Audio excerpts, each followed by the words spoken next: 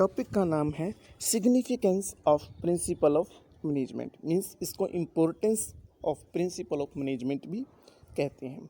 आइए सबसे पहले इसकी फर्स्ट इम्पोर्टेंस करते हैं। फर्स्ट इम्पोर्टेंस है provide useful insights to the managers.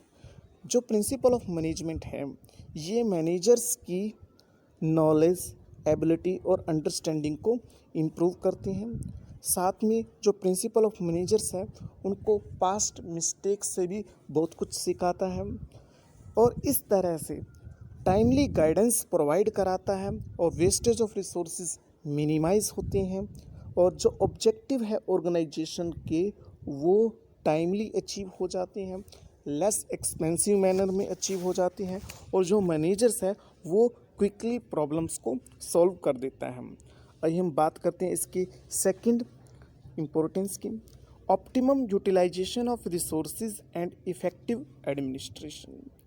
जो ये हमारे पास सेकंड इसकी इम्पोर्टेंस है, हम जानते हैं कि जो ऑर्गेनाइजेशन के अंदर रिसोर्सेज हैं वो क्या होते हैं, लिमिटेड, और जब लिमिटेड रिसोर्सेज हैं तो उनका जो इफ़ेक्टिव यूज़ और ऑप्टिमम यूज़ ज़रूरी हो जाता है।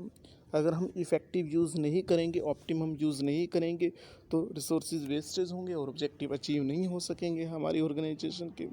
तो आइए बात करते हैं कि ये जो ऑप्टिमम यूज़ है इसका मीनिंग क्या है। इसका जो मीनिंग होता है वो है कि मैक्सिमम बेनिफिट हमें मिले और कम से कम कॉस्ट हमारी ऑर्गेनाइजेशन के अंदर आए। उसके बाद प्रिंसिपल ऑफ मैनेजमेंट्स हैं, ये मैनेजर्स को कॉज एंड इफ़ेक्ट्स रिलेशनशिप के बारे में भी बताते हैं, जिससे मैनेजर्स वेस्टेज को कम करता है और उसके अंदर जो इनएफिशिएंसी है उसको रिमूव करता है और जो ट्रायल एंड एरर अप्रोच वो अपनाता था पहले उसको वो कम करना शुरू कर देता है, मीन्स उसको छोड़ देता है। इसकी इम्पोर्टेंस कर रहे हैं। थर्ड इम्पोर्टेंस है साइंटिफिक डिसीजंस। साइंटिफिक डिसीजन का मतलब क्या है कि ये जो डिसीजंस हैं वो कौन से माने जाते हैं, बैलेंस्ड डिसीजन कहे जाते हैं। बैलेंस्ड डिसीजन का यहाँ पर मीनिंग ये है कि जो डिसीजन होते हैं वो फैक्ट्स, लॉजिक के ऊपर बेस्ड होती हैं, मीन्स रियल सिचुएशंस के साथ वो जुड़े हुए होते हैं। इसके साथ साथ जो प्रिंसिपल ऑफ मैनेजमेंट्स हैं वो मैनेजर्स को ट्रेनिंग प्रोवाइड कराते हैं और जिस वजह से जो मैनेजर्स हैं वो साइंटिफिक और बैलेंस्ड डिसीजंस लेते हैं, मीन्स वो hit and trial approach adopt नहीं करते। उसके बाद हम फोर्थ करेंगे इसकी इम्पोर्टेंस। फोर्थ है इसमें मीटिंग चेंजिंग एनवायरनमेंट रिक्वायरमेंट्स। आप जानते हो कि अगर कोई बिजनेस सरवाइव करना चाहता है, ग्रो करना चाहता है, तो उसके लिए ज़रूरी है कि जो एनवायरनमेंट चेंज हो रहा है उस चेंजिंग एनवायरनमेंट में अपने अकॉर्डिंग बिजनेस में चेंजेस कर ले। अगर बिजनेस के अंदर वो चेंजेस नहीं करता है अकॉर्डिंग टू चेंजिंग एनवायरनमेंट तो वो बिजनेस जल्दी ही फेल हो जाता है। तो जो प्रिंसिपल ऑफ मैनेजमेंट्स हैं वो effective and dynamic leadership provide कराते हैं और इसके साथ साथ वो मैनेजर्स को कैसे चेंजेस को इम्प्लीमेंट करना है उसकी भी नॉलेज उनको प्रोवाइड कराते हैं, जिससे ऑर्गेनाइजेशन का गोल तो अचीव होते ही हैं, साथ में वो जो एनवायरनमेंट्स को कैसे हैंडल करना है उसको भी वो ईज़िली सॉल्व कर लेते हैं। उसके बाद हम बात करेंगे इसकी फिफ्थ इम्पोर्टेंस की। फिफ्थ इम्पोर्टेंस है फुलफिलिंग सोशल रिस्पॉन्सिबिलिटी।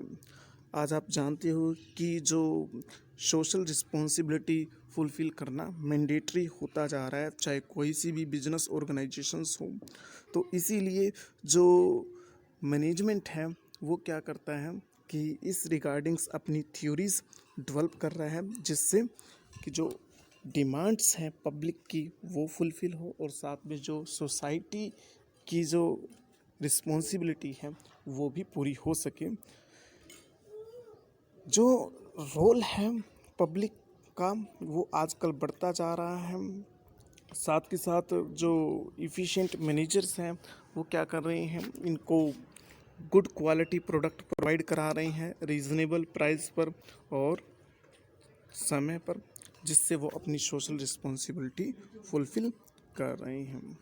उसके बाद हम लास्ट करेंगे इसमें सिक्स्थ और लास्ट इसकी इम्पोर्टेंस है management training education and research. जो प्रिंसिपल ऑफ मैनेजमेंट है वो लगातार इस नए नए जो रूल्स हैं, नए नए प्रिंसिपल्स हैं, उनको डेवलप करता जा रहा है। तो मीन्स जो प्रिंसिपल ऑफ मैनेजमेंट से ये education training time to time managers को देते रहते हैं, जिससे वो अपनी थियोरटिकल्स और प्रैक्टिकल्स नॉलेज को इंक्रीज़ करते हैं, बढ़ाते हैं और उसका बिजनेस में यूज़ करते हैं।